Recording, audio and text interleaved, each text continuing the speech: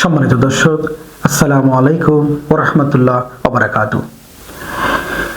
আমাদের পুরো দেশ জুড়ে যেন হাদির জন্য সুখের ছায়া ছড়িয়ে পড়িয়েছে। আমরা সবাই সবার জায়গা থেকে প্রত্যেকের ধর্মমতে হাদির জন্য আমরা মহান আল্লাহ তাআলার কাছে ফানা চাচ্ছি। মহান আল্লাহ তাআলা যেন হাদিকে বেহেশতের সর্বোচ্চ স্থানে আসীন করেন। সম্মানিত দর্শক, হাদিকে নিয়ে কেউ গান, কেউ বা কবিতা লিখেছেন। এই সুসচেতন সোসাইটির গুরুত্বপূর্ণ দায়িত্ব যিনি পালন করছেন, honorary chief consultant doctor S M Nowsher.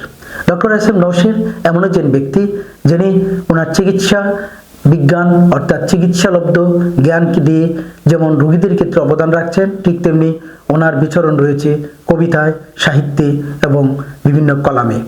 সম্মানিত দর্শক, উনি সমাজের কথা বলতে চান, সমাজের সমস্যা সমাধানের জন্য অবদান রাখতে চান, ঠিক তেমনি রাজনীতির বিশ্লেষণও করতে চান।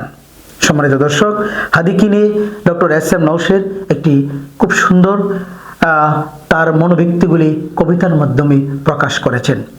আমার উচ্চারণ এত ভালো নয়, তারপরে কেন জানি মনে হলো আমি লোভটি সামলাতে পারলাম না, ডক্টর এস এম নওশের কবিতাটি আপনাদের সম্মুখে পড়ে শোনাচ্ছি।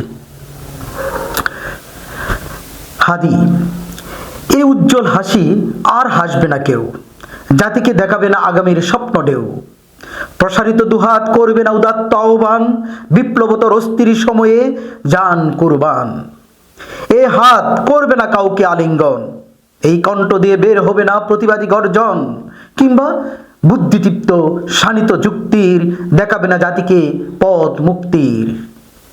সেই হাদি, সকলের প্রিয় হাদি ভাই, করবাকার দেহের পুরোটাই যেন কলিজা তাই, যার যার অবস্থানে সকলে হব তার মতো, আসো বাধা বিপত্তি ঝড় ঝাপটা যত, হব সৎ সাহসী নির্লোভ দেশ প্রেমিক, হব লেনদেনে সাচ্চা ছড়িয়ে যাক চারদিক।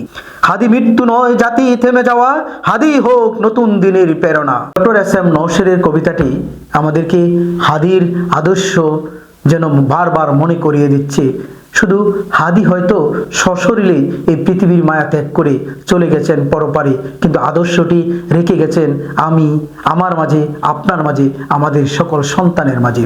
এমনইভাবে আমরা, আপনার সন্তান, আমার সন্তান, আমরা যেন হাদিকে তৈরি করার চেষ্টা করি।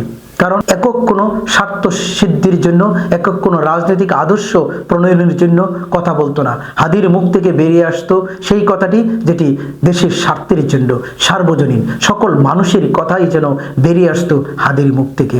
দোয়া করি হাদির জন্য, মহান আল্লাহ তাআলা যেন হাদিকে জান্নাতের সর্বোচ্চ স্থানে আসীন করেন। সেই প্রত্যাশা, সেই দোয়া চেয়ে আপনাদের কাছ থেকে বিদায় নিচ্ছি। এতক্ষণ আমি ছিলাম সমাজকর্মী, জনস্বাস্থ্যবিদ মোহাম্মদ মাজহারুল ইসলাম। দেখা হবে পরবর্তী এমনই কোনো ভিডিওতে আমার ভাবনা স্টুডিও থেকে। আসসালামু আলাইকুম ওয়া রাহমাতুল্লাহ ওয়া বারাকাতুহু। Generate by AI.